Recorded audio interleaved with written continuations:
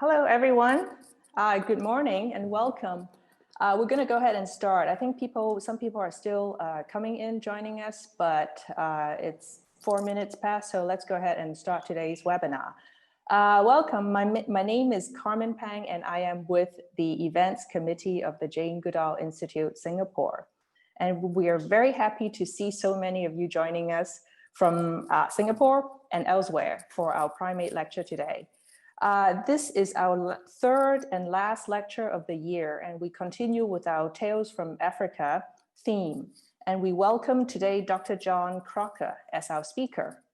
And we were introduced to Dr. Crocker by JGIS's very own Richard Hartone. As you know, Richard is one of the founding members of JGI Singapore chapter, and I think he will be joining us soon if he's not already here. But incidentally, Dr. Crocker and Richard are neighbors in Seattle. And in a moment, Dr. Vilma Di Rosario, my JGIS colleague and co-host today, will be telling you more about Dr. Crocker. But before we do that, I'm going to take care of a few of housekeeping items.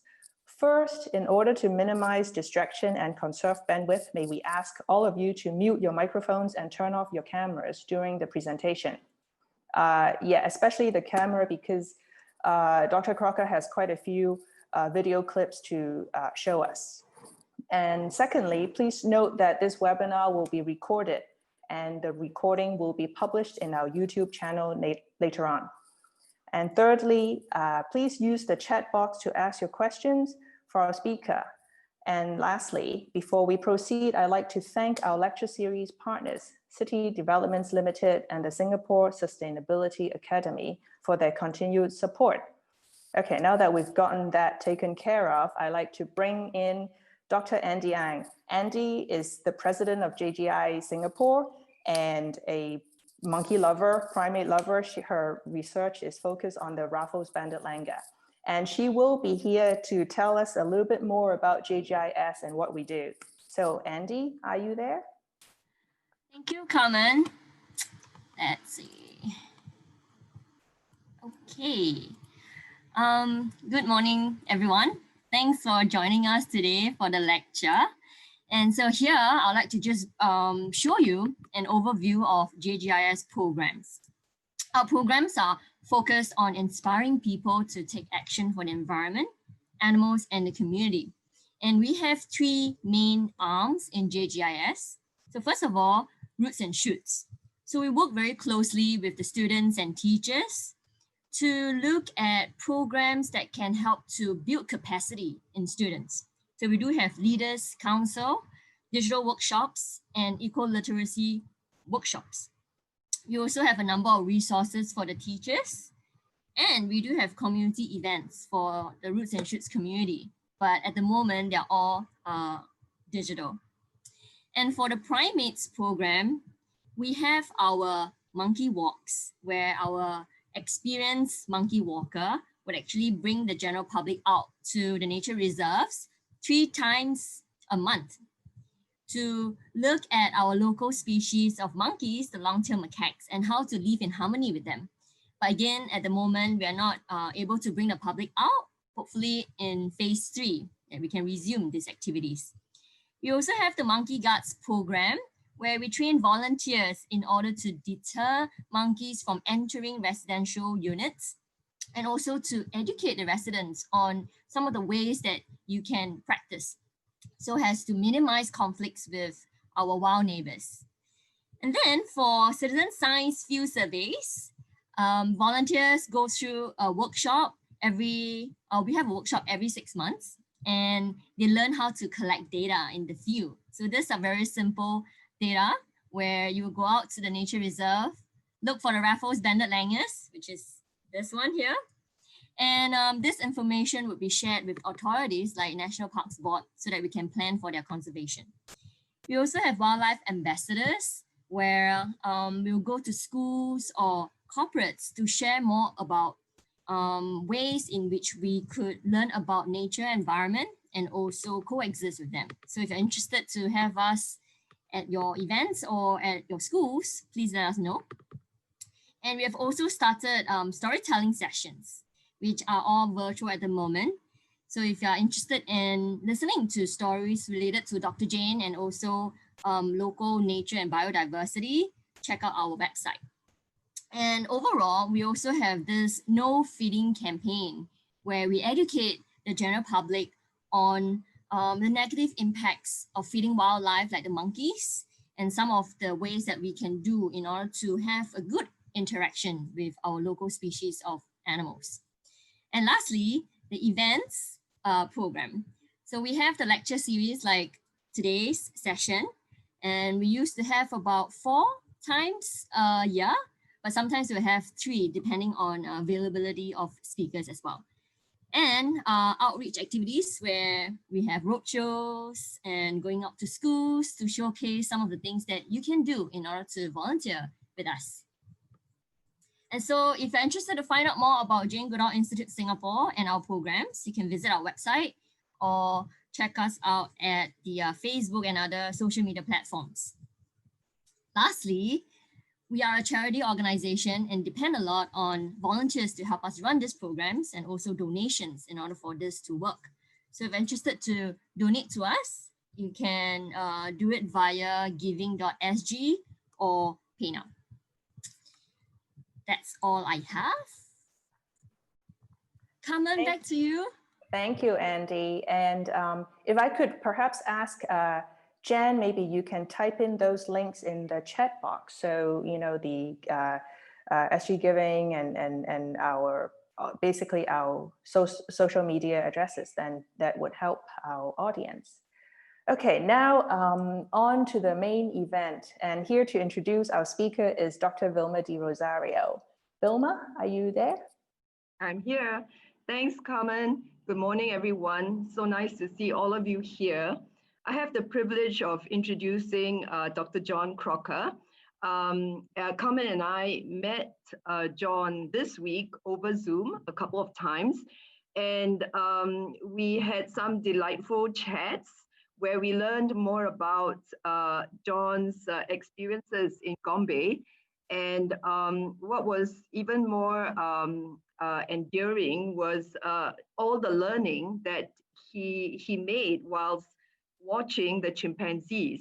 And so today he's going to share with us his experience as a young student doing his internship in Tanzania in the early 1970s, and how that experience informed his practice as a family physician. So John is a family physician and retired only just. Today with us as well, we don't only have one Crocker, we have 2 Crockers. We have Thomas, John's son, who is our technical support on the Seattle side. So John is joining us from Seattle. So ladies and gentlemen, please welcome John Crocker. John, please. Very much. It's great to be here. So nice to be in Seattle and speaking to an audience largely in Singapore, but I know there's people from all over the world listening. And I do want to thank Carmen and Vilma and Andy, Dr. Ng, and all the people from the Jane Goodall Institute that have helped to put this together. So thank you very much. And today, over the next hour, I'd like to share with you highlights of the 8 months that I spent working with Dr. Jane Goodall in Tanzania, East Africa, studying families of wild chimpanzees. And as Vilma mentioned, I'd also like to really stress how that time influenced my practice of medicine as a family doctor in Seattle.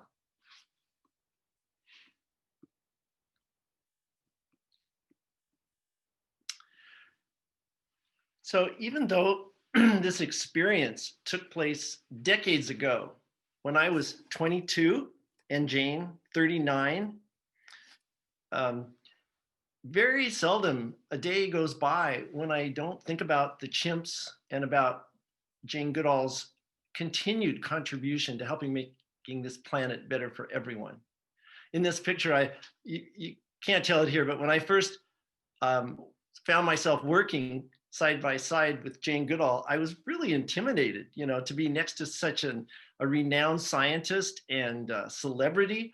But I really quickly learned that she loved having students at Gombe. This picture was taken at Gombe, and she loved having students to teach and to mentor. And I was so lucky to be one of those students. Even today, sometimes I think it was a dream.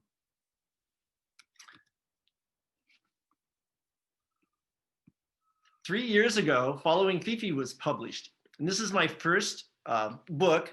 My family members here in Seattle are really hoping that it's my last because it took 10 years to write. And being a busy family doctor and husband and father, it did pull me away from family activities while I was writing it. But for me, I tend to be very purpose-driven and task-oriented. And it really gave me time, chunks of time, like 2 or 3 hours, to reflect and really think about the chimps and about my medical practice.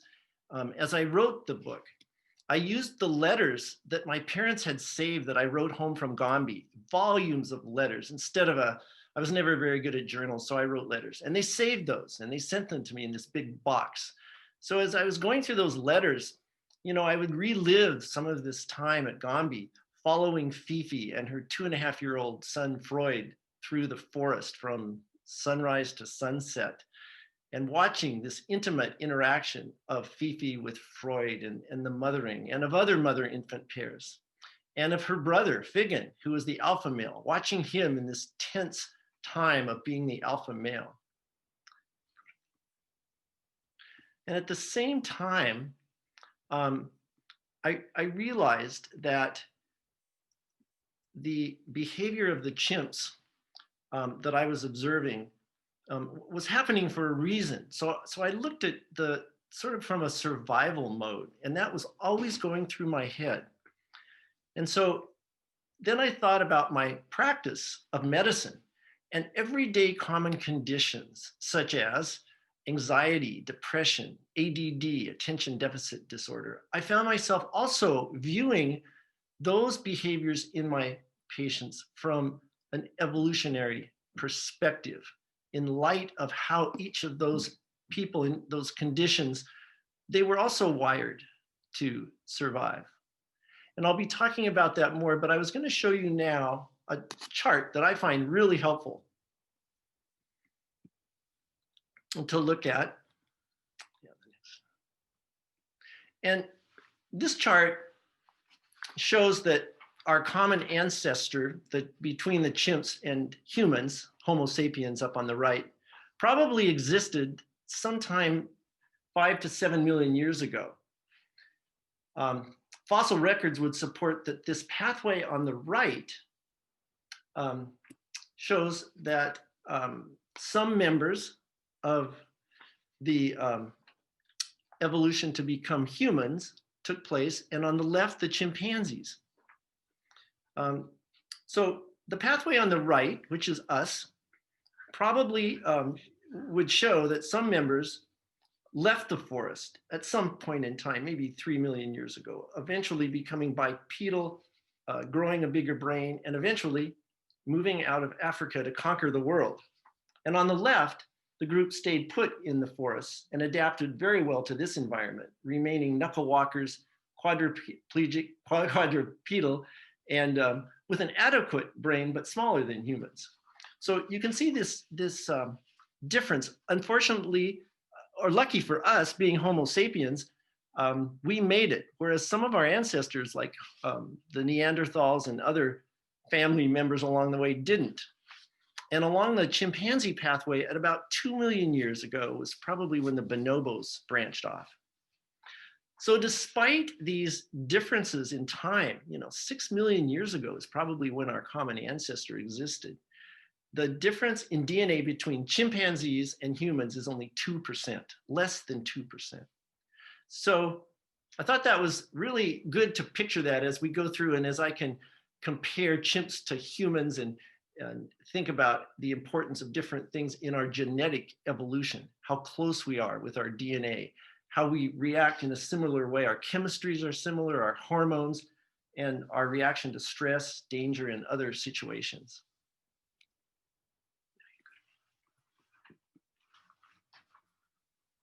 So that was just a little introduction to kind of put it into perspective.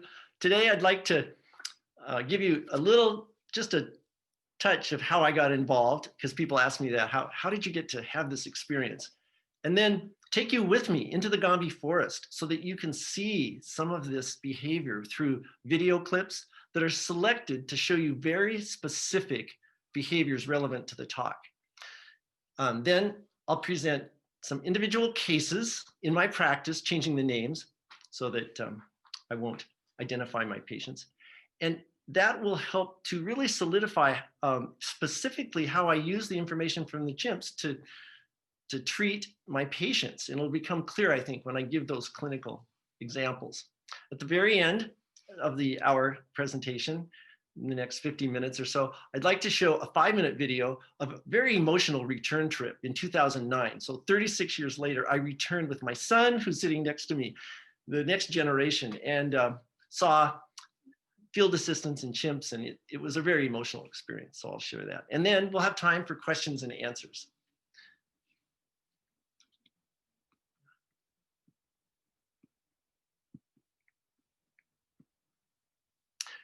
Perfect.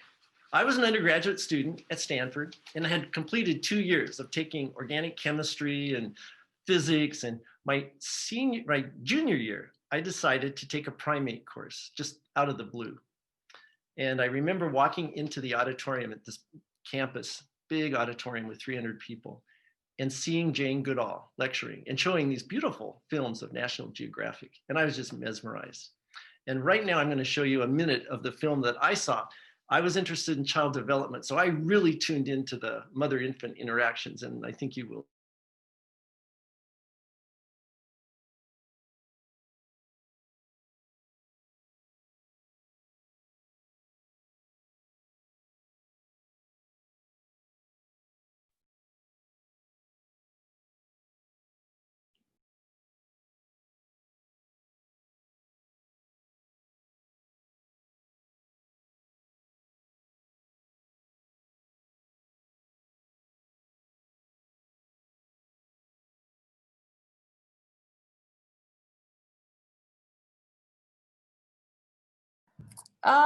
John, are you there? I think we've lost you. Yeah. Right? Yeah. Thomas, are you there? Yeah. Give us a moment and I think they will come back on. Probably Thomas, he was going to show the video. Yeah. And something hung. But I'm sure they'll be back soon.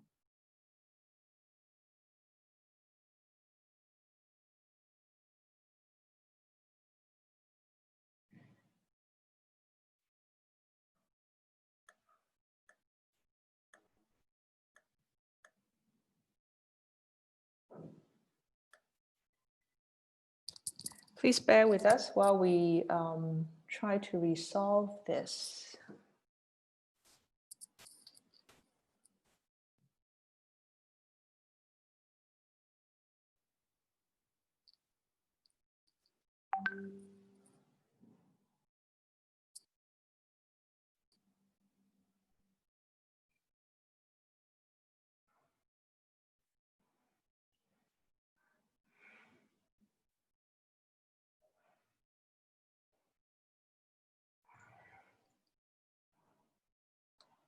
Okay.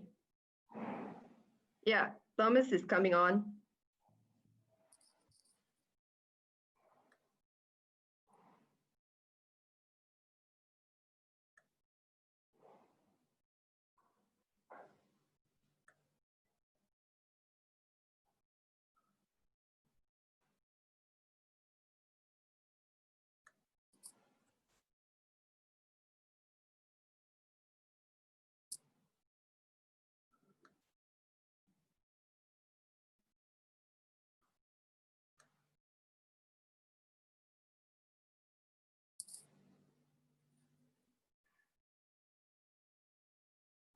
In raising a young primate, whether it's a human or a chimp, to result in the best possibility for competency and confidence as an adult, given the genetics of that individual. And in some ways, that was Jane's interest. And part of her work was to really look at families of chimps and understand them. I had a year to prepare. And during that year, I learned Swahili and the names of chimps and calls and faces, and I was doing my pre-med also. But what helped me in terms of preparing me more than anything I can imagine was this young guy named Babu. Babu was 2.5 years old when I met him. He was an orphan chimp in West Africa. Very sad story. Poachers probably shot his mother when he was 6 months old, and he was for sale in a market in West Africa. The couple that called me to ask me about taking care of him, they were on assignment over there in 1970 and saw Babu in this little crate being sold. So they purchased him so that he wouldn't become a steak dinner and flew with him on commercial airlines back to California. And they raised him in their home in a very loving way. But by 2, he was getting aggressive and assertive because that's natural for chimps as they get older. So they called me. They heard I'd be working with Jane Goodall and thought I knew a lot about chimps, which I didn't. But they asked if I would take care of him 1/2 day a week, and I agreed. So I went to his home on my days I didn't have classes every week for a year. So I got to know him pretty well. The first few days I spent just with him in the house so he'd gain my trust. And then I would take him out on excursions in my old beat up Mustang. And Babu wore diapers. You can see him here fixing my antenna. And he would ride in the car to these nature reserves. When I first left their house for the first time, I was really nervous because I thought he'd run off, he'd maybe injure a child or run into someone's house. But it was almost the opposite, that Babu would actually run after me. And he wouldn't even let me out of his sight.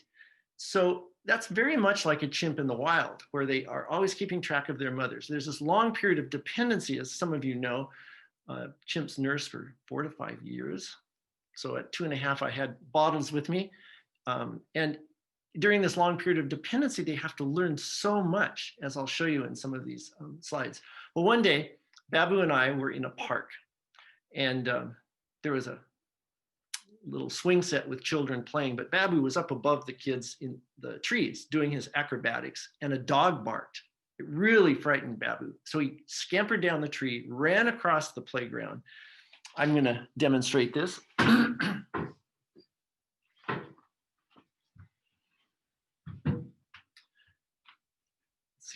Okay, so he ran across the playground and he jumped into my arms.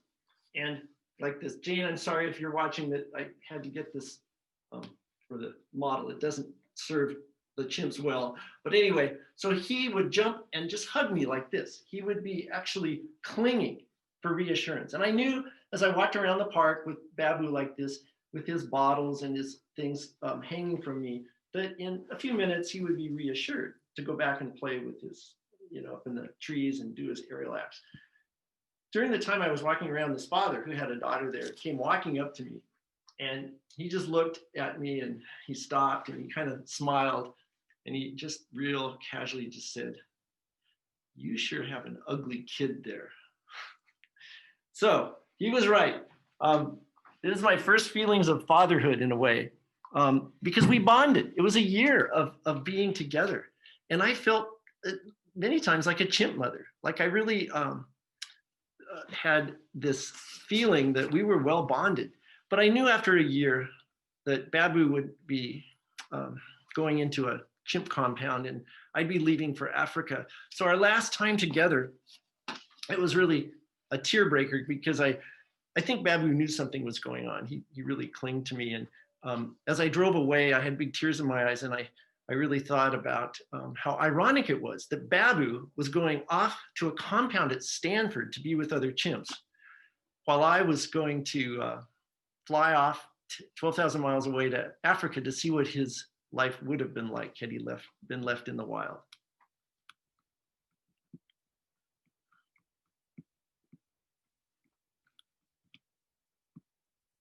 So as my colleagues were graduating and terrifying weeks, I had a table, a little desk with a candle. You can see I had a bucket of water, a cot, and John, yes.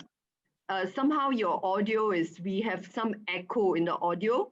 I wonder Okay. whether like you or Tom has something else on. Yeah, he does. Okay. Yeah, some interference. Okay.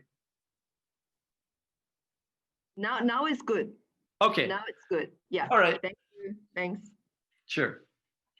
So this was my hut, and I was pretty frightened. I would hear at night some animals bumping up against the aluminum side and making a noise, or one night the wind blew the door open and I was scared to death.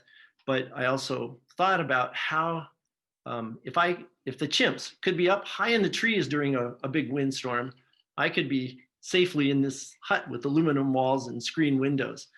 And I actually got very settled living so close to nature 24/7, hearing the wind blow through the screens and the sound of the crickets and cicadas. And it was just a wonderful feeling. When I gave this talk to a high school, inner city high school in Seattle, it was interesting because I thought, I really do want to convey how important it was for me growing up in a city myself to have nature around me. And I think some of the kids appreciated that. But one person raised his hand and I called on him and he said, Dr. Crocker, how did you charge your cell phone? So I thought, well, I better just expect that some kids will get this and some won't. So this is 1973. I think the first cell phones were in the 1980s. That's my view from my hut, 30 miles across to Zaire on the other side to the Congo. And the community at Gombe was wonderful. This is Hamisi Mkono, one of the field assistants. And this is Essalam. There were probably 10 researchers studying baboons, chimps, butterflies, and the 10 field assistants were chosen. They're local people from Tanzanian villages, chosen because of their real keen sense of identifying chimps and animals and land. And so one story I'll tell you just to show you how the community became so important to me. We had a little, maybe this should go on me. We had a little clinic where at night we would see people from villages just for simple things. But one night, father brought his 9-year-old girl to us with this problem that he had. His 9-year-old had a distended abdomen. It was very worrisome, but I didn't know anything about how to help her with this. So I took her into town, 2-hour boat trip by motorboat to drop her off at a hospital with her father so they could get help. And I had taken the boat in many times, but never by myself and never at night. And when I took off to come back to Gombe from the hospital, from Kigoma, I noticed it was beautiful. The sun was setting and it was Ramadan, the Muslim holiday that existed at that time. And there were fires on the beach and the stars were coming out and I was just in a trance. But then soon it was pitch dark and there were no fires and no sound and I was lost. I really felt panicky. So at about midnight, I was about ready to just wonder what my fate was out on this lake, this huge lake by myself without any sense of direction. And I heard this, which was Essalam, who was giving the call that we use when we follow chimps to locate each other. And I knew that he had waited up. No one told him to wait up for me. He just knew I was out, that I'd probably have a hard time finding things when I came back, finding the beach. And sure enough, he waited up and pretty much saved me. We hugged each other for about 5 minutes and it was great. And he took me back up to my hut. So the sense of community was really strong.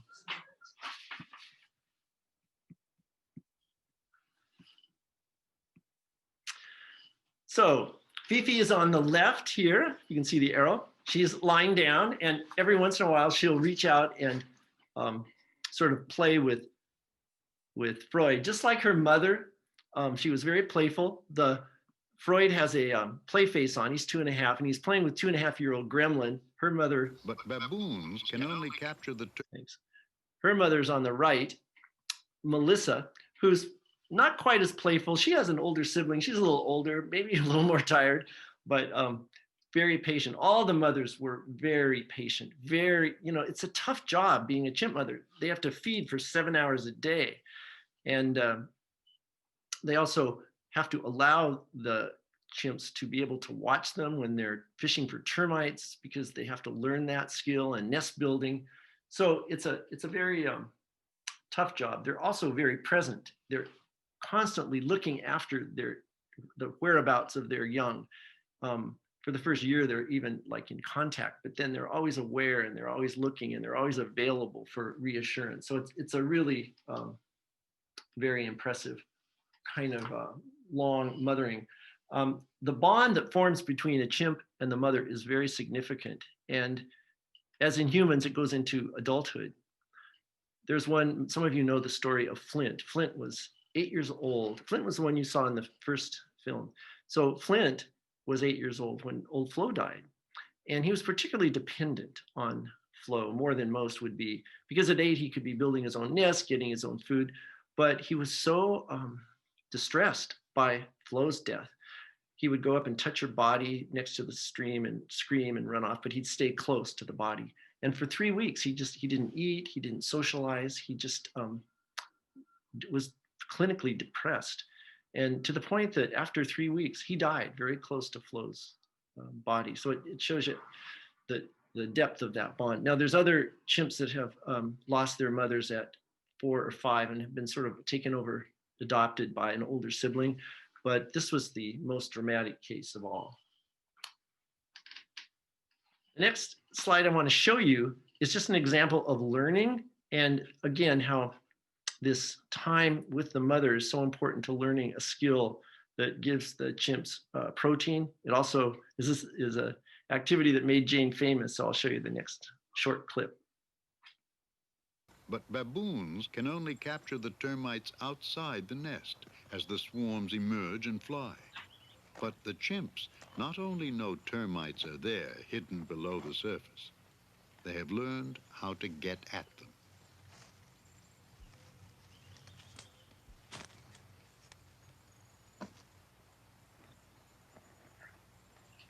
In defense of their nest, the termites grip onto the grass, and with utmost care, the chimp gently draws them out. As a stem becomes bent, the chimp breaks off the end to make it work more efficiently. Sometimes a leafy twig is selected, but first it must be stripped of its leaves. In these actions, modifying natural objects for a specific purpose, the chimp is not only using, but actually making tools. It seems certain that this is a learned behavior, passed from generation to generation by watching and imitation. Flint does not yet know how to fish for termites, but already he imitates part of Flo's technique. Jane's proof that chimps make and use tools would rock the scientific world. Tool using always used to be considered a hallmark of the human species.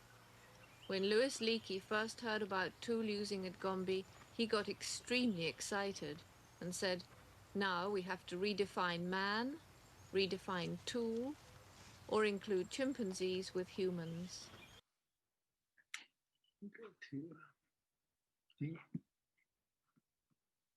So in other parts of Africa, it's interesting that chimps, where there's no termites, they might they have a different culture there, because they have to learn how to break open nuts with rocks. So it's a different tool use in a different area. So just like with humans, there's different cultures. So Figgin was the alpha male in the community. That's Figgin when I was there. And in the middle of a long period of calm and nurturing interactions of a mother with her infant, there were sudden bursts of this aggressive, loud display by Figgin and other males that were demonstrating their place in the dominance hierarchy. In the next 2-minute film clip, you'll see how this energy looks close up and also how quickly everything calms down.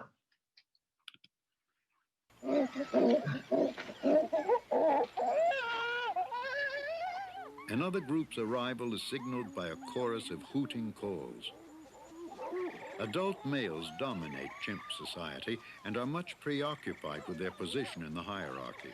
In an effort to better his rank, the male puts on an awesome charging display.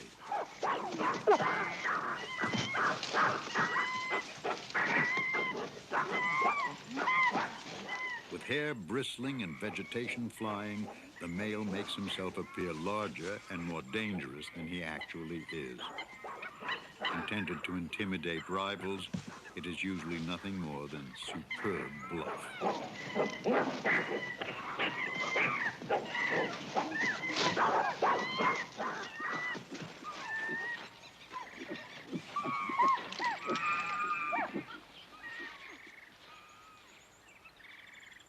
One infant male already has the idea, but not yet the coordination. After displays of aggression, the dominant chimp often reassures those who have been frightened or hurt, and thus tension is diffused, harmony restored.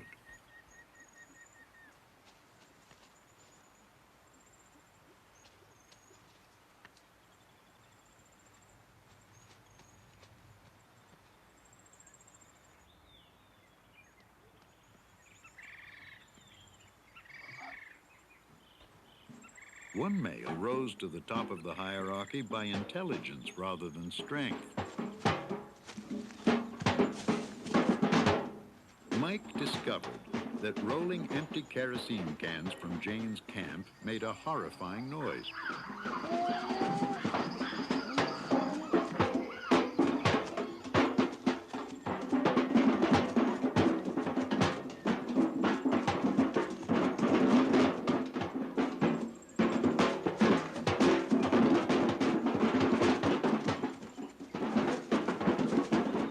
Originally one of the lowest ranking males, Mike was now number 1.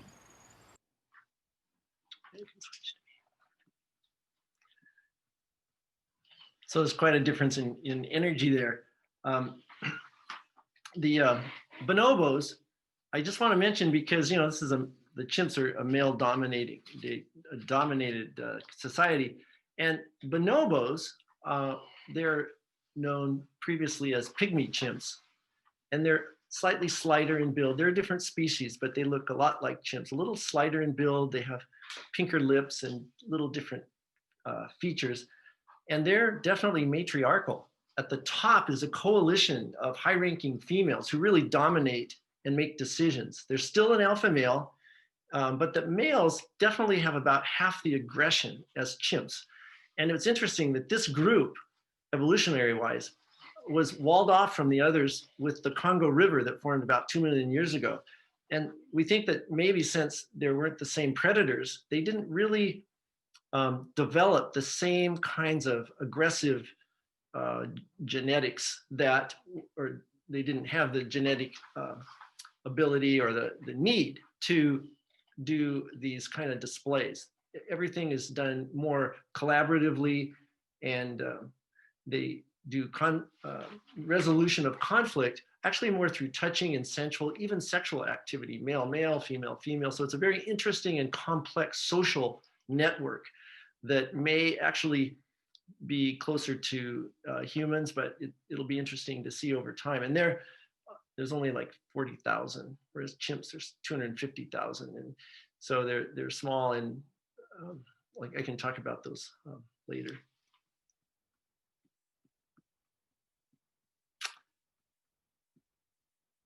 And this is an adolescent. I just wanted to end with this because adolescence is very traumatic in the chimp world, just as it is in the human world. Well, after this time with the chimps, I actually went to medical school and did my schooling in Cleveland, Ohio. Then I went out to Seattle to do my 3 years of residency and started to practice in Seattle. I think some of you may relate to this, that when you start a new career, a new job, you're not always the most confident because you haven't had the experience. And I was no exception. I was delivering babies and taking care of 2,500 people in my practice, older and younger. And I felt medically trained, but without experience, it's just a little different. Luckily, I was around very supportive people. This is a picture of an infant. And the reason I put it in is that I'll tell you that this should be entitled Fifi to the Rescue. So Andrew, I delivered Andrew. And when he came in a little later than this picture at 5 months, his mother was really worried that people were telling her, relatives, that she was spoiling Andrew. She was picking him up too much and rocking him. And every time he'd cry, she'd go and get him and hold him. And she asked me what I thought, am I spoiling her? And that's something you don't really get trained to answer, but if you have kids, you probably can wing it. But what saved me was actually just, I have this built-in feeling of nurturing. And Fifi and the other chimp mothers, I saw it. I looked at it from morning till night. I would look at their behavior. And in this case, I could easily feel confident telling her that, this is a lifelong bond that's forming. And if you feel comfortable with those things yourself, you don't have to respond to every little squeak, but if you feel like you just want to rock and cuddle, just do it. Just know that this is a lifelong bond. And we can talk about spoiling when the child's older, like 2, but now is not the time to worry about spoiling. Another interesting set of conditions that I saw was ADHD. So this is adult attention deficit hyperactive disorder. So ADD is just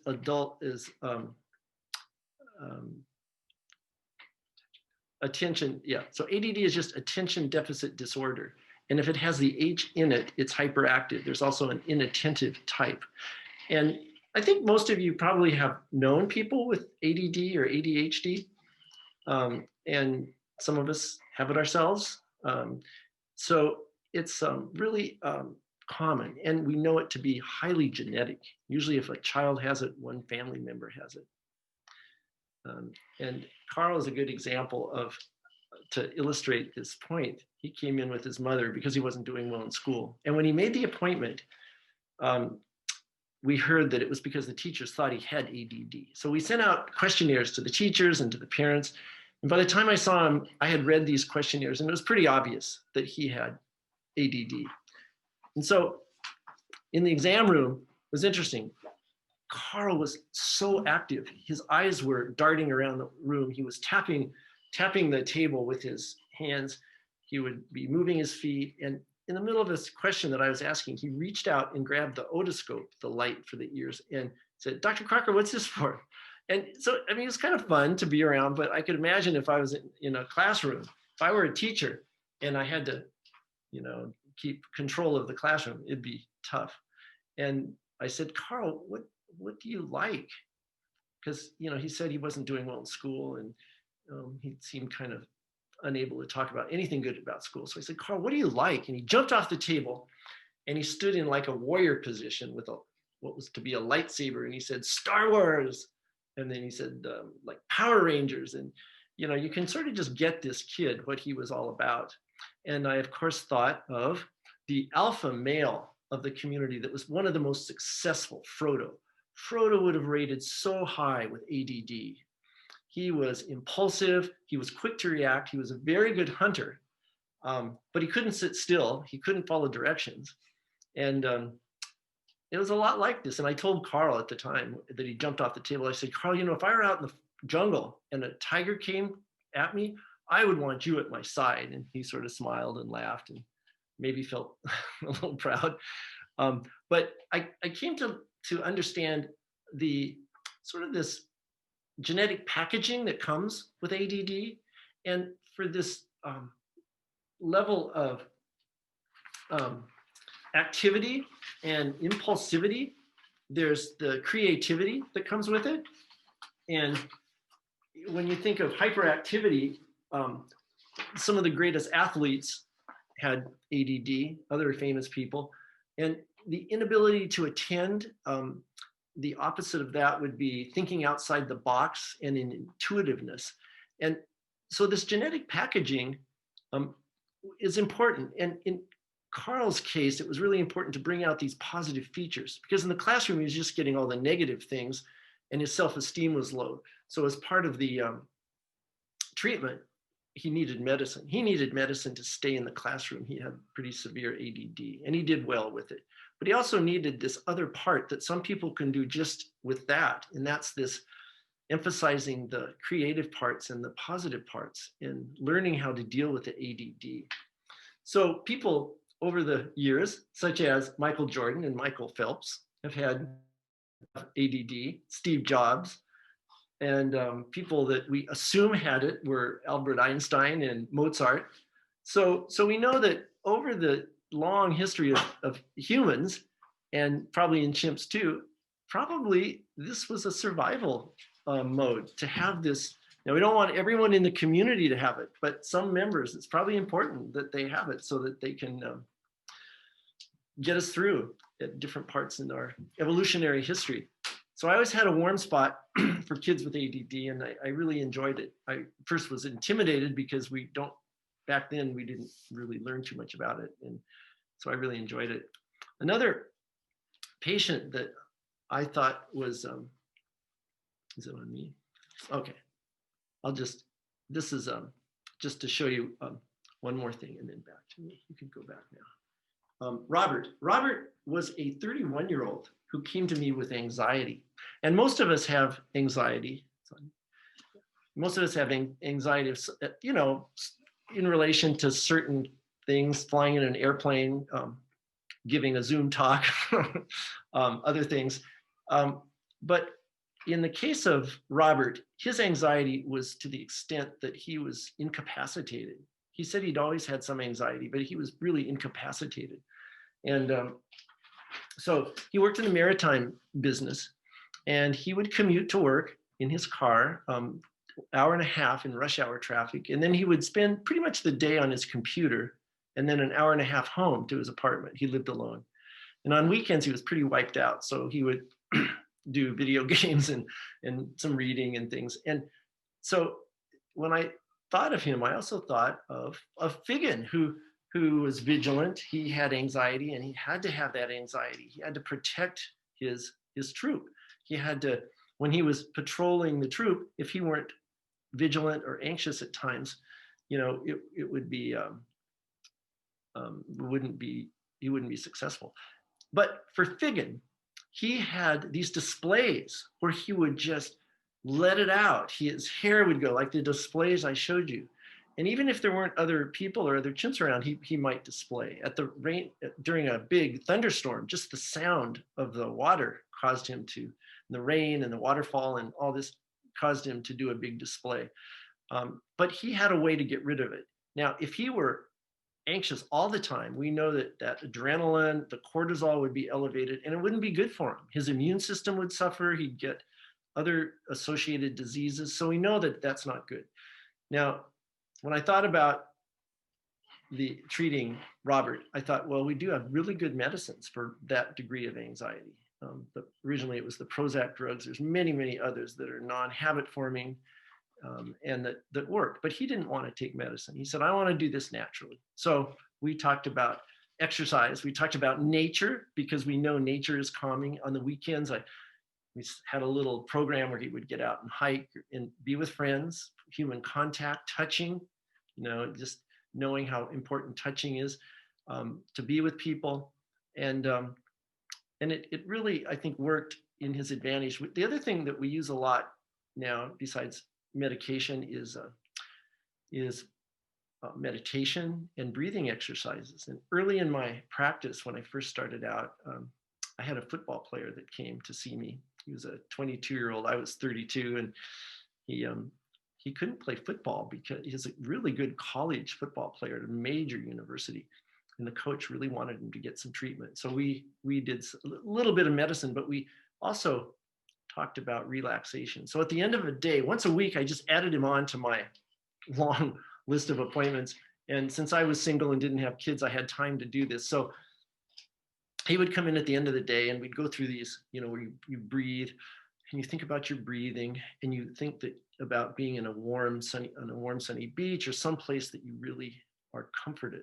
He chose an apple orchard where he would go with his grandparents growing up. And so we went through these breathing exercises, and eventually then you can learn the breathing, and it's associated with this happy place. And but what was interesting is I noticed on the days of the week that I saw him that I really felt good that evening. And it was because I was going through those same exercises with him and having a very stressful day. And so I think it was like a win-win situation in that way. But in schools, in high schools, they're dealing more with mindfulness and with meditation, and it's really helping students with their anxiety. So I think this is an area where my seeing the chimps, how they can settle so quickly, really was imprinted in me that it's important to not have these levels of anxiety or panic or even depression. Any of these things last. It's good to try and figure out how to get back to baseline. So I want to just end this part with two things. I'm going to just summarize a little bit about, I think we can go to the next slide. One thing I will say before I go to the, this is to tell you that we were pretty loose parents, given the fact that chimps needed a pretty big range to do their acrobatics. In our family, this was our bedroom, and this was one of the activities that my younger son was doing. And I will just mention something about depression, and some of the questions can deal with some of that also. And that is that I think one of the biggest things I learned in the chimp community about prevention of depression is purpose. There's so much purpose in a chimp's life just to survive and take care of their community that in humans, when someone was getting ready to retire and lose their purpose of job, or if someone split up with a partner or lost a child, any of these situations that would interfere with purpose, I really thought a lot about that. And I learned that from watching the chimps. Chimps will get clinically depressed in the same way humans do in a situation that would be similar. Losing a child, losing a mother, with males being dethroned from being the alpha male would all lead to that. I asked Jane because I was interested in whether there's severe depression. And she said what I thought would be the answer, and that is that no. In the chimps, if you were severely depressed in terms of what I call endogenous, more of a genetic long-term severe depression, those genetics wouldn't persist in the chimp community because you have to be able to take care of yourself. But on the other hand, if you look at caged chimps that have been used for medical research, they develop severe symptoms, signs and symptoms of depression, even psychosis, self-clasping and rocking and pulling their hair out. And of course, Jane is given credit for helping to stop the cruelty that's associated with laboratory chimps. So in summarizing this, before I show the little 5-minute film clip, Fifi taught me the importance of patience, of being present with her offspring. And it's interesting that she was such a successful mother. Most chimps have 3, maybe 4 offspring. She had 8, and 3 out of her 5 males were alpha males. Quite extraordinary, and probably with different fathers. We don't know, back then we didn't know who the fathers were. But she was very exceptional, and I learned a lot from just spending time and watching how she mothered, how she was present and patient. Also, how important bonding was, and touch. From Jane, I learned to persevere. This is her 85th birthday in Chicago. It was a year and a half ago. And boy, I tell you, writing the book, I thought sometimes of quitting, and then I thought about Jane's persevering in her work and really kept going. So I owe that to Jane and just her mentoring me to shape my worldview. She's also amazing at empowering people. In every talk she gives, she empowers the people around her. I've probably heard 25, 30 of her talks, from major talks in big auditoriums, 2,000 people, to small talks in homes. And every time I hear her, I'm not bored. I love hearing her each time. Every time I hear her, I leave feeling like I want to go out and save the world. She just knows how to empower people. And finally, I guess just her teaching about how important the interconnectedness of all living things are, and how it's so important to preserve our ecosystems. And that's been central in my goals in life and working towards that end. So I want to just show this final little clip. It's just 5 minutes. And this was a big experience. As I was writing the book, my son, who's sitting next to me, said, "Dad, why don't you go back to Africa and finish the book?" So after a lot of thought, I said, "Great, and why don't you come with me?" And I've always wanted to share this experience with someone in my family, but it was also important to me after 36 years to possibly see my main field assistant, Hamisi, to see Freud, who was still alive, 2.5 years, then he'd be 39 when I saw him, to see Jane, have Tommy talk to Jane, all these things. But communicating was hard because, it was very hard to know if they even knew we were coming. There weren't computers and mail that we would normally have. So we did it, and this film kind of shows you what that was like. And if some of you have gone to reunions, you might know what it was like to anticipate and then what it was like to actually be there. And this is just a prelude to that. This is in one of the villages when I went back with some of the field assistants.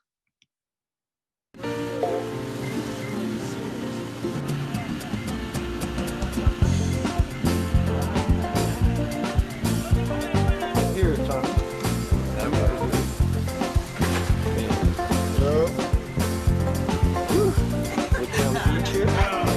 Tommy and I have arrived at Gombe, and it's just so exciting. So getting off the boat.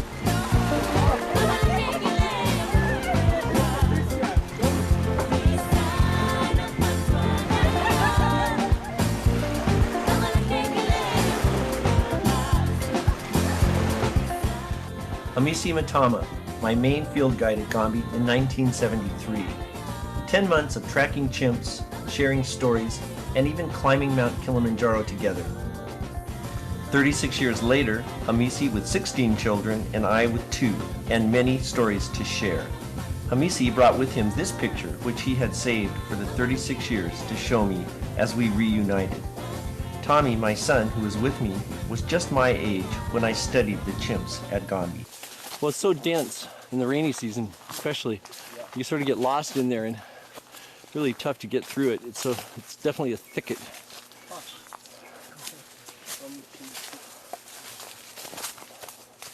Oh, there's Frodo. Yeah. So this is Frodo, and we saw him right on the trail. That's Frodo, one of the alpha males, and just out of the blue, we came across him. It is the one on the right. And there was a kill. There was a baby colobus. And ooh. A little excitement. This is going up to the peak where Jane first started looking out to see the chimps. Like that, where Jane sat right here.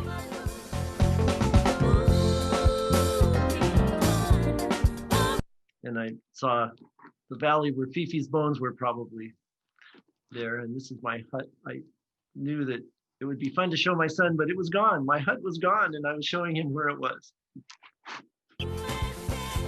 Here's Tommy swinging on a vine in the jungle. Wow.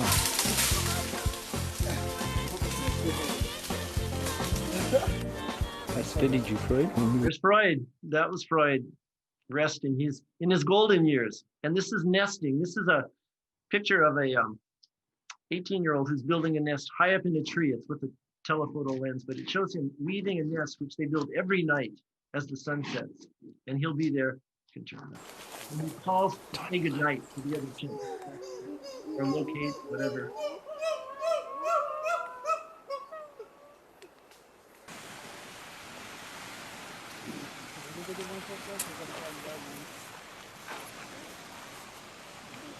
It was a favorite time in the evening for me. Reflections of Gombe from 1973.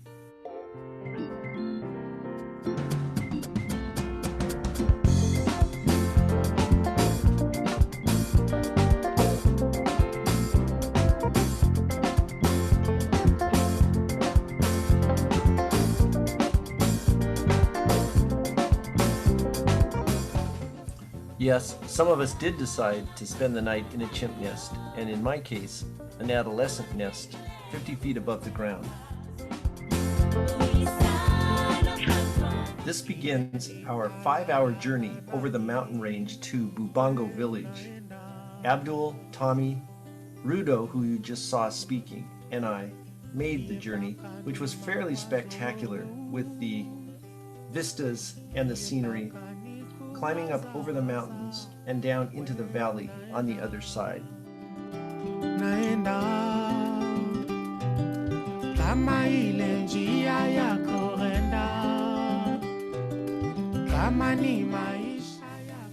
Cassava.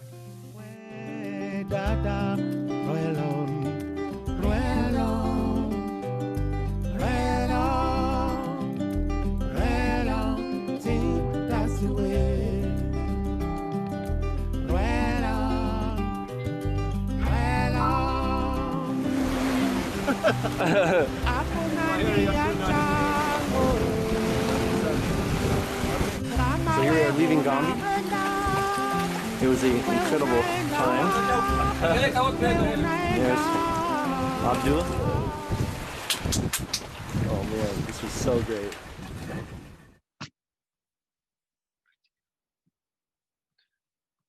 Great. So that ends my portion. Sorry for the technical difficulties, but I hope that you could get a feel for what this was like and how I used what I learned in medicine. And I still keep in touch with Jane. There's a lot of things that I'm still hoping to do. So I'm very much open for questions for some of you that have questions, and we can talk about other things too.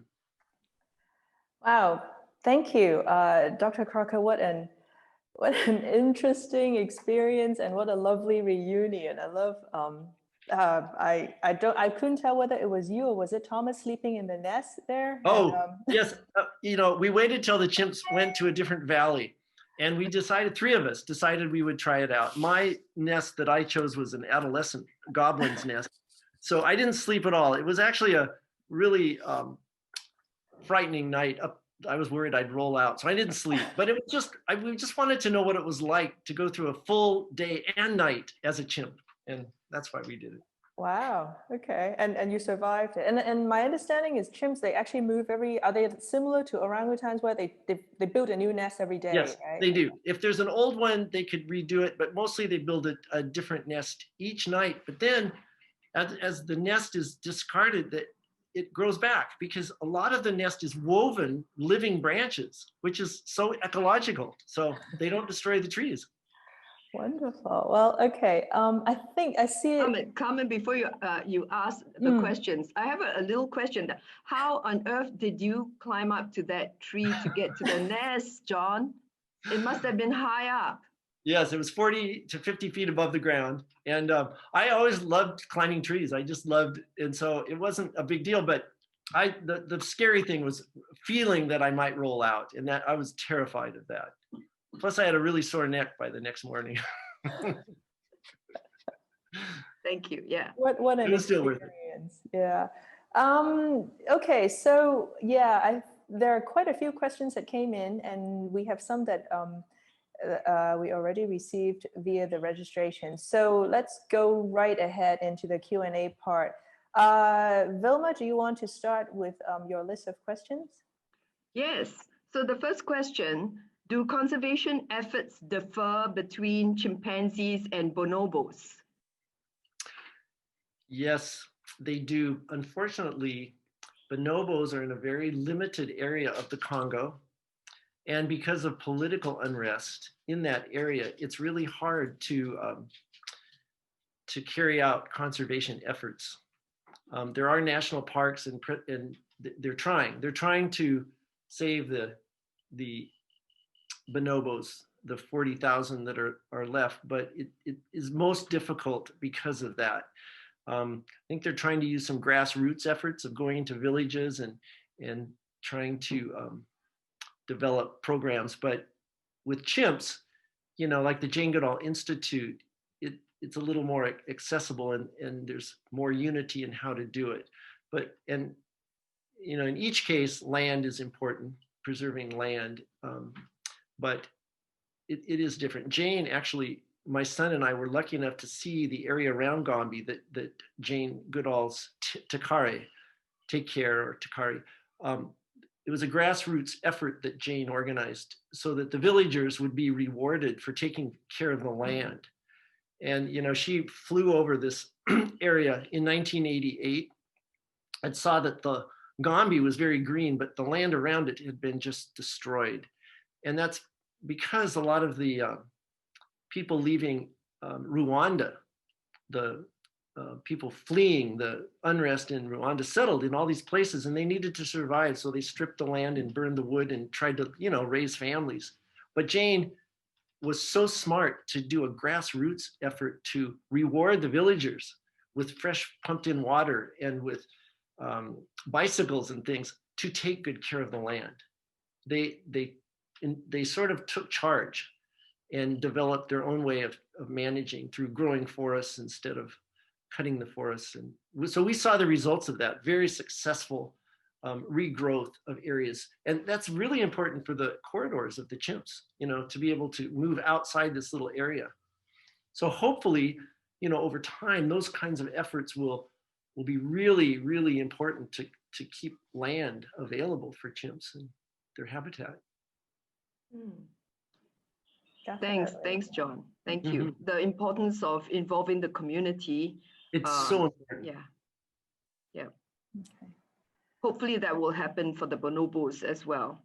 Well, we hope so. And I think there are signs, you know, just the books that are out now on Bonobo Handshake and all these books. And I think that people are becoming aware and interested because of how special this group is. And so maybe politically with ecotourism and with different things, maybe the bonobos will rub off on the humans in terms of their behavior, and they'll become more collaborative and less chest beating and and be able to help them. They can learn from the bonobos. That would be a good effort. Following up on there's another question about bonobos as well as chimps, but someone asked, are chimps and bonobos still used for medical research? That's a really good question. And there again, Jane was the champion here. The United States actually was one of the last to give up using chimps for medical research. And I'm sure bonobos, it would be the same, that the primate apes any of the great apes are no longer used as laboratory animals. All the sanctuaries are set up to, there might be a few in certain areas that are still held captive, but mostly it's been outlawed throughout every country in the world. Jane's pictures of chimps being reunited after spending their life in a cage and going into a sanctuary just brings tears to your eyes to see these animals that are released into these beautiful areas, and they're frightened at first, but they eventually venture out and do it. But no, I don't think that either of the species are allowed to be used in labs for as laboratory animals at this point. These are good questions. Vilma, you have our next question. Yeah, related to labs. Given the controversial nature of lab-based primate research, how can we conduct neurological and deeper psychological studies on chimpanzees, for example, to study deeper questions like their brain patterns, self-consciousness, sentience, and emotions? another good question. I guess I would question what objective a person would have to conduct the experiment in the first place. Humans, we're studying brains of humans through MRIs, but you get volunteers for that. Chimps don't really volunteer and they don't sign consent forms. So I would say that you really want to know what you're looking for, and you'd have to design a study that probably would be more behavioral than actual brain patterns by imaging, because imaging, you'd have to sedate an animal. And I think then you are getting into saying, if you were a human, would you want this to happen? Because they have feelings and emotions. I'll give you an example of one area that studied the emotions of chimps without using any laboratory work or screening through MRIs or CT scans. And that is in the state of Washington, there was a chimp, Washoe, who was taught sign language. And so once this chimp learned sign language and even passed it on to her offspring, she could communicate with people about things. And she had a student working with her one time who was signing and communicating. And then the student unfortunately had a miscarriage and had to leave and came back to Washoe. And when she came back to Washoe, Washoe was really upset because the student had left her right in the middle of their getting to know each other. The student left. And the student signed that she lost her child to Washoe. And Washoe turned around and looked at her and said, I'm very sad for you losing your baby. So she could sign that she was sad. And so there's a case where, using sign language is pretty calm and easy way to interact with an animal. It's not invasive. Could be used to try and understand things. Penny Patterson with her baby, what was Penny's baby's, the gorilla, Coco. Yeah, she also did communications that way with Coco. So I'm not saying you can't, and maybe say if a chimp were getting operated on anyway, then they could maybe do an MRI while it was sedated for an operation or something. So there might be some ways, but I think you'd have to really want to know what you're trying to learn and if it's worth it, and then say, would you want this to be done to a human? Humans can consent, and chimps and other primates really can't. So yeah, I think you have to be careful with that, and be very humane about it. It's also a good question though, because a lot of the earlier vaccines were this Babu, who I took care of. He lived to be 29, and he died with a trial of the hepatitis B vaccine. It went awry with him, and he died as a result of that. He had a good life with being in a community of chimps, and he fathered 2 infants and had a mate and everything. But he could have lived to be 45 or 50, but died. Nowadays, they have much better means of conducting those kinds of research with inventing vaccines, and like with COVID, we don't use research animals to test those vaccines. So I think things have come a long ways in some ways from that. Thank you, John, for that answer. Carmen, back to you. Yeah, we have a few questions about your time in Gombe. So someone asked what you ate on a daily basis. And then another question was how many days in total that you spent there when you were a grad student? I'm glad you asked that, because I didn't get a chance to even say that I was there 8 months, and I ate a lot of beans, bananas, fish, fresh fish from the lake. We had a cook that fed us well. During the day, I would carry a peanut butter and jelly sandwich with me, and but the food was very basic, but very good, very nourishing. I ate a lot, running all day in the humid forest, you sweat and you get tired. Following chimps can travel pretty easily through the forest, but for humans, it's hard. I was carrying, so this brought up a little bit, I didn't explain that as a researcher, I carry a tape recorder and a little check sheet. So I'm keeping track of the observations in detail. And binoculars and watching close up. Every day I would go out and follow for 8 months in a row. some days I would stay at the camp and transcribe what I used on the tape recorder to describe specific behaviors and type them out in notes. But otherwise, it was a grueling day. But I have to say, as much as I got tired all day doing this in terms of physically getting through the forest and traveling through valleys and getting rained on and all that, I never tired of watching these play sessions and the nest building and the mother interactions. It was like, I guess my son sitting next to me said, "Dad, you know, you were very present because you had to be observing so closely. You couldn't think about the past and you couldn't think about the future." And with my patients too, and when I went into an exam room, I had to get the whole history. I had to observe them and get the things that would lead me to a diagnosis. So I think I've been lucky that I've had past research and a job that almost forced me to be present at the moment. And that's what this mindfulness is all about, I guess, teaching you to be present in the moment. Oh, and then eating, what did I eat? Yeah. I mentioned the food. A lot of the food, the fishermen would go out at night and attract the fish with their light. So we would get fresh fish cooked almost every day. But I have to tell you, just speaking of the food, I lost about, I wasn't heavy when I went there, but I lost weight because I ate so much and I was embarrassed to eat more. I would eat platefuls of food. So those are all good questions.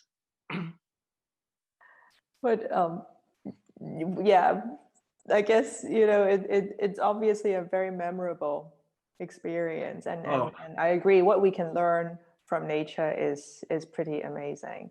It is. Vilma, I think you're up for the next question. Yes, we're moving from, you know, your experience and what you ate, you know, in the 1970s to current day issue, climate change. So the question is, how are chimpanzees currently coping with climate change? Right. Well, it's another good question. I think the immediate thing with the primates is their land that's being destroyed. That's probably the biggest. But a second runner-up is disease. And with climate change comes certain diseases. So I think right now, it's probably the tip of the iceberg, because with humans, you know, we're just experiencing the first portion of that, and the chimps too. But Jane brought up a good point. Like right now with COVID, may have been a result of you know, food in markets that maybe could have been prevented had the virus may have spread from things that she thinks signaled to us that we should really get better care of our wild animals and have better standards around what we do, how we eat them, and how we have open markets that could spread disease. And so I think the climate would affect the chimps' diseases that they get. As diseases in humans get worse, they respond the same with disease. Luckily, they don't have the same effect with malaria. Chimps don't get sick with malaria like humans do. But many other things, viruses, like upper respiratory illnesses, they get all the same. So as those things get worse with climate change, I think that will be a big one. And as more land gets dried up with climate, in water's crucial, you know. So if land gets hotter and drier, you know, that will mean more land is gone that they can survive in. It's interesting because they live in a very beautiful area across equatorial Africa. The chimps are all kind of in central equatorial from west to east. So that's the land where they live in. So if that changes, you know, they're pretty confined to that. So if that changes a lot, their destiny is probably not very good. It's certain. Thanks for that answer. And someone could probably answer that better, that has, you know, more knowledge of really what the specifics are in different areas. But I think that might answer the basic picture of what climate would do. So lack of, you know, climate change might affect the habitat of chimpanzees, as well as increased diseases they are prone to. Yeah, Exactly. thanks. Mhm. Yeah, comment? Yeah, okay. We have a question here that is more related to your later on practice as a family doctor. So the question is, if ADHD is not a disease, but if it's a successful survival strategy, then why are we as human beings medicating our children? Do we have strategies to teach them, I assume our children Good. to Yeah. behave differently or in different Another ways? good question. Yep. Well, I guess one answer would be that if you wanted to live in a setting that's a little more primitive, maybe on a farm, or maybe in a situation where you didn't have to be in a classroom. There are some Waldorf and other types of places where they're not quite as confined to a classroom. Then maybe you wouldn't have to, like with Carl, maybe he wouldn't need medicine if he were on a farm or in those kind of situations. But in modern society, in modern day world, if you really want the child to be part of a classroom and to have self-esteem, I have seen fairly miraculous results from medicines that allow a child to do that. Now, it doesn't have to be everyone. Not every person with ADHD needs medication, but really, if you go to someone who understands the medicines and the side effects, and sometimes it takes going through 3 or 4 or 5 medicines till you find one that really agrees. And some people can't take them because of the side effects. You know, they might feel nauseated or they might feel hyped up or something. But I think that it's still something that is used because it's a modern day situation.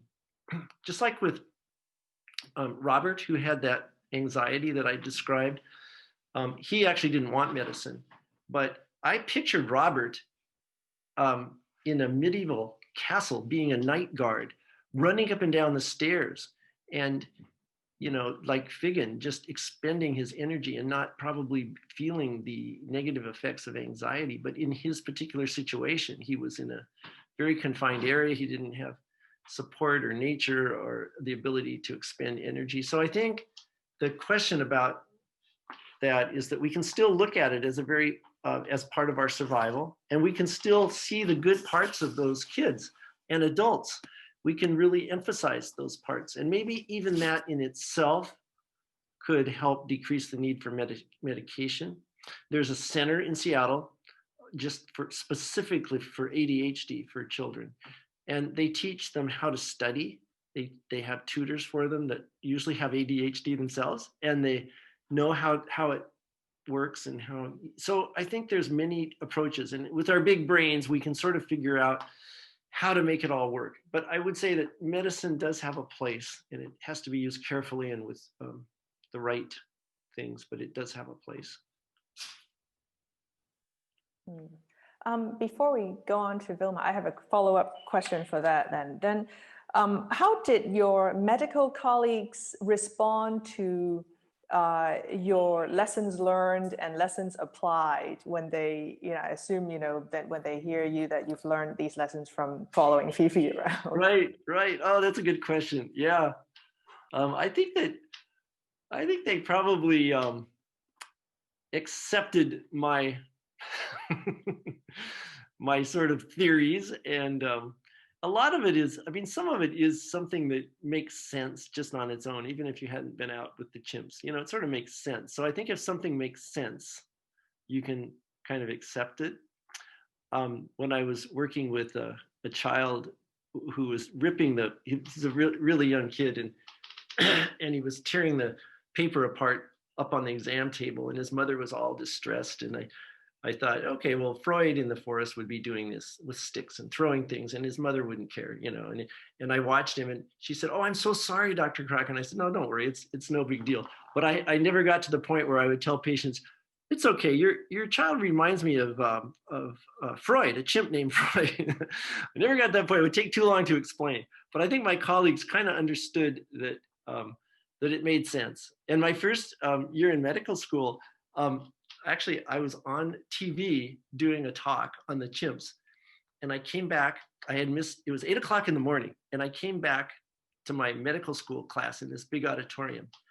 And I didn't know this, but they had been watching me on TV as part of their class work that when talking about the chimps. So even when I finished and I started medical school, the professors included me on this talk that I give about chimps and behavior. So it was kind of, so I guess, yeah, I've been lucky to have this experience. I think once they hear Jane Goodall, they sort of respect what I have learned, knowing how she's respected around the world. Let's see. Thank you. Vilma? Yeah, I have a question from someone who is very interested to know how can we, from our homes, help in the noble cause of noble cause the person puts. So I think it would be the noble cause of saving wildlife. Yes, yeah. You know, yeah. I think so.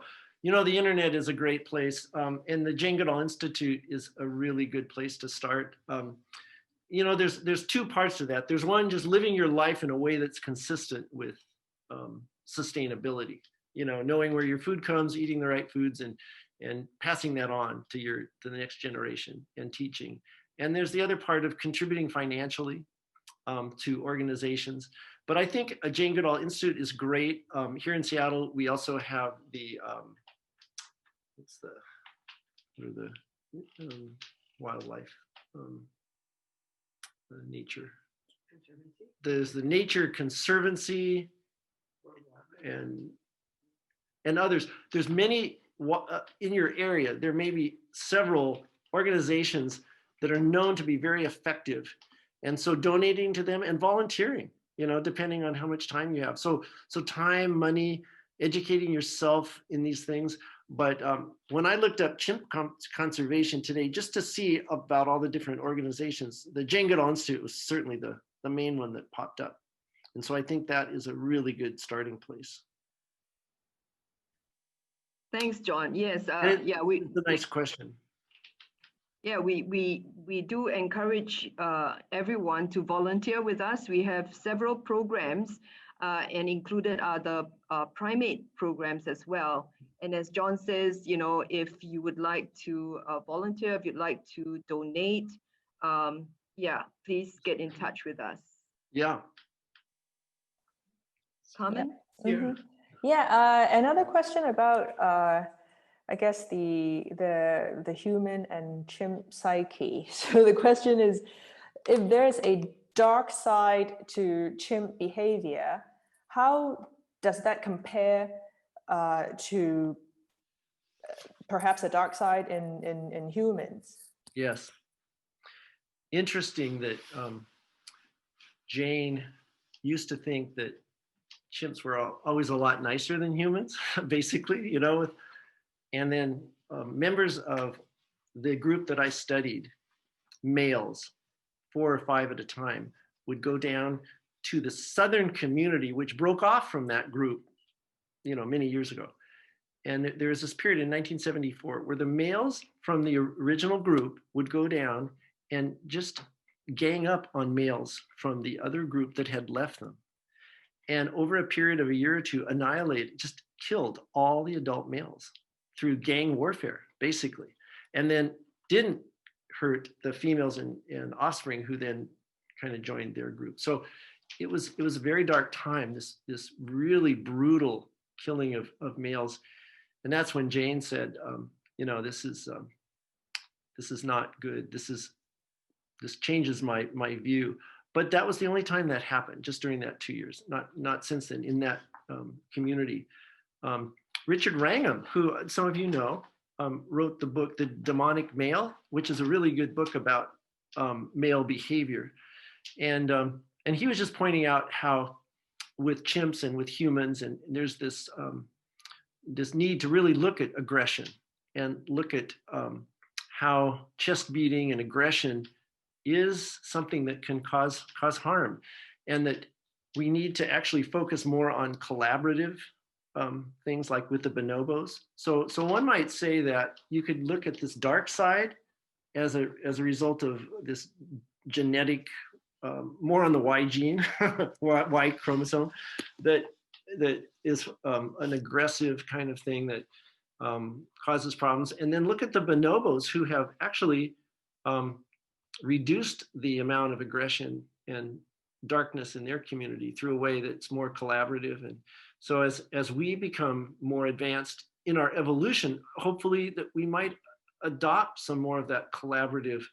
If you look at females, human women tend to know how to collaborate a little better. It's not 100%, not all females and not all males don't know how, but I think that given that, it does say something about, the need for females to participate more in collaborative leadership and things like that. This is kind of getting political, but it's based on Richard Wrangham's work with males and where that darkness comes from. And it's good. I think it's good to think about those things. And as we look ahead to think more bonobo, think just channel bonoboism. Yeah, definitely. And as a female, I agree. Oh, me too. Yeah. Well answered. Yeah. Vilma, is it your question? Is it mine? Yeah. It's not my last question yet. Okay. Because I think there are some more questions in the chat. Yeah. So let me ask this question. So, John, last night I was previewing some chapters from your book to prepare for today. And I read with, very great interest. And I was laughing to myself, the story of the centipede. Do you remember the story of the centipede? Yeah. So, could you maybe share with us from your experience in Gombe, Yes. and now thinking about kids, in our modern world, what advice would you give parents of today about how, they could help kids to maybe love nature? Because everyone, a lot of kids, I would say, and adults in Singapore would really be afraid of centipedes, and creepy crawlies. So what advice would you give parents? Sure. That's on how to raise their children to love nature and creepy crawlies? Yes. Oh, yes. Oh, what a good question to ask. Well, certainly pets. Having dogs and cats around is a good start, because that puts you in touch with animals, and most children develop a very strong bond with their pet. I think that's one. When you think about nature and being out in nature, I think in our family, we made a commitment every summer to go camping at least one time, whether it rain or shine, and at least for 1 or 2 days. And so I think, making a commitment to be out hiking in nature, camping, where that's possible, having a garden that's important, maybe growing some vegetables that kids can participate in. And I think it's also important when we think about this contact with nature to think about delaying cell phone and computers as long as possible, as long as socially acceptable, because I do think that computers and cell phones tend to occupy a part of our time and brain that actually keeps us from enjoying nature. I have a photo of a dad who's hiking through this beautiful forest, and their child is pulling on his jacket, and he's looking at his cell phone, doing something on his cell phone, and totally not acknowledging the surround him. So for adults to kind of put the cell phone away, and so I think those are some ways to do it. Jane grew up in an area where she could be in touch with all that, and also to give them confidence when they're out exploring nature, and to be very reinforcing of that when they're looking at earthworms and pointing out birds and things. I think that's important. Yeah, really good question. Thanks. Yeah. That's a great answer. Thank you. And we have a question here that you're talking about how to bring up kids and teach a love for nature. We have a question here that it's actually for Thomas. All right. The question is, how much of Gombe did you have to hear about when you were growing up? Answer. Here. a good question. Much of Gombe. I mean, I certainly wouldn't say I had to hear about it. I didn't, it wasn't like a burden or anything, but I think it was, interesting to have.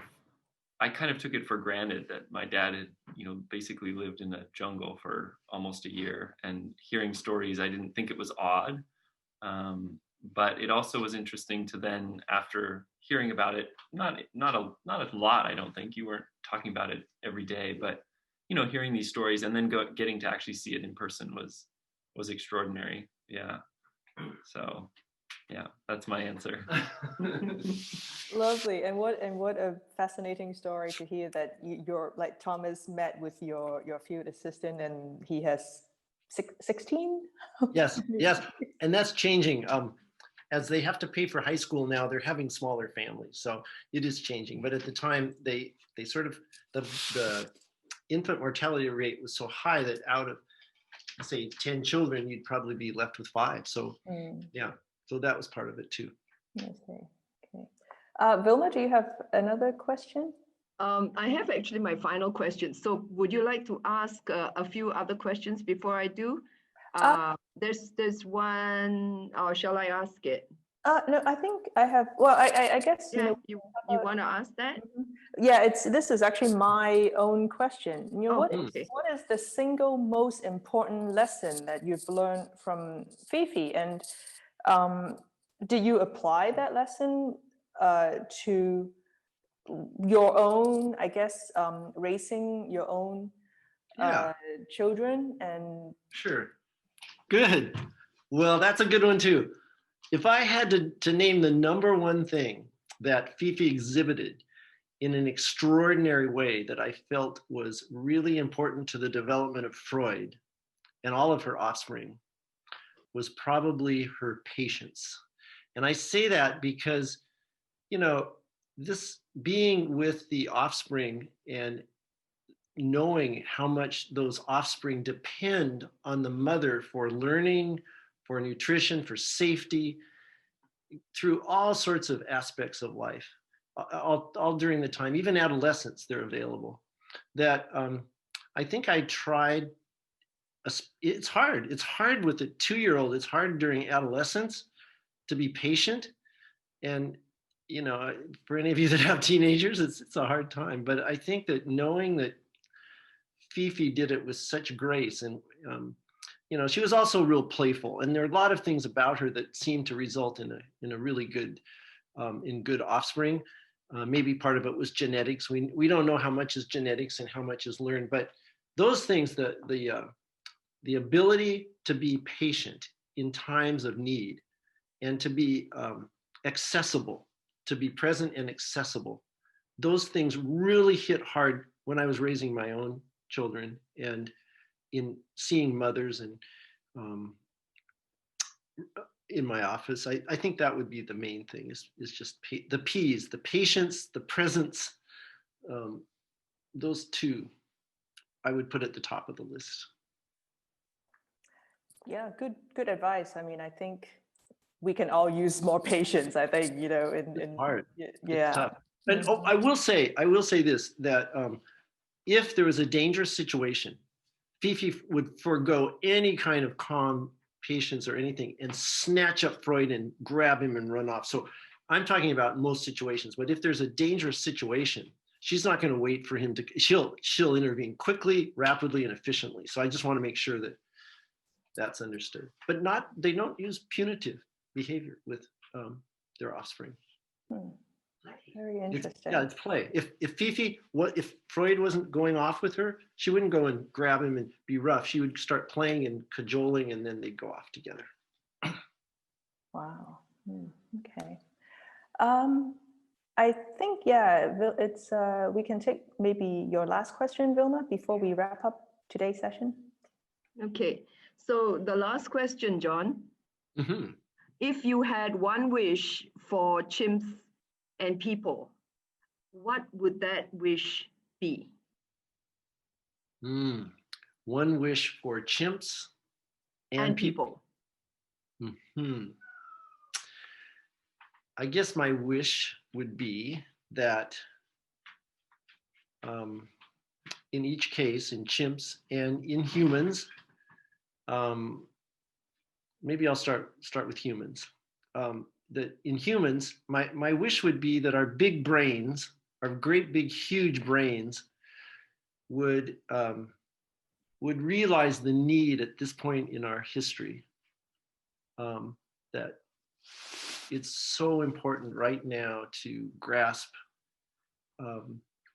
the concept of sustainability, which would help us, would help all primates, all species that depend on each other, and that our brains would give up on the chest beating kind of display of aggression that is being shown across the world politically, and that the part of our brain that has to do with emotional connection, with collaboration, and with understanding, empathy, that those things would be so much a part of our agenda that all our efforts would be really going towards that as our objective.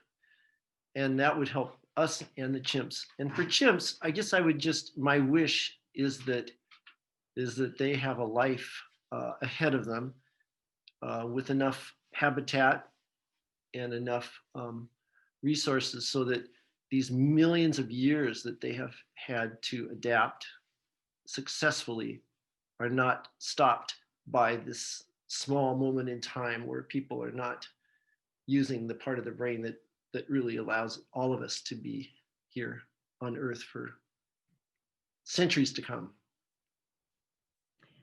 Thank you for that really wonderful answer. Thank you. We will remember that. Back to you, Carmen. Yes, very well said, and definitely, I think that there is much to learn. And thank you very much for spending time with us. On a Friday evening, your time. I have enjoyed your presentation tremendously, and I've learned a lot, and I think I can say the same for all of us here. So before we go, let me just thank our partners, CDL and SSA, once again for supporting our lecture series. And of course, I want to thank our audience, for all of you to have joined us today. And you've all been very wonderful, great questions. And then as we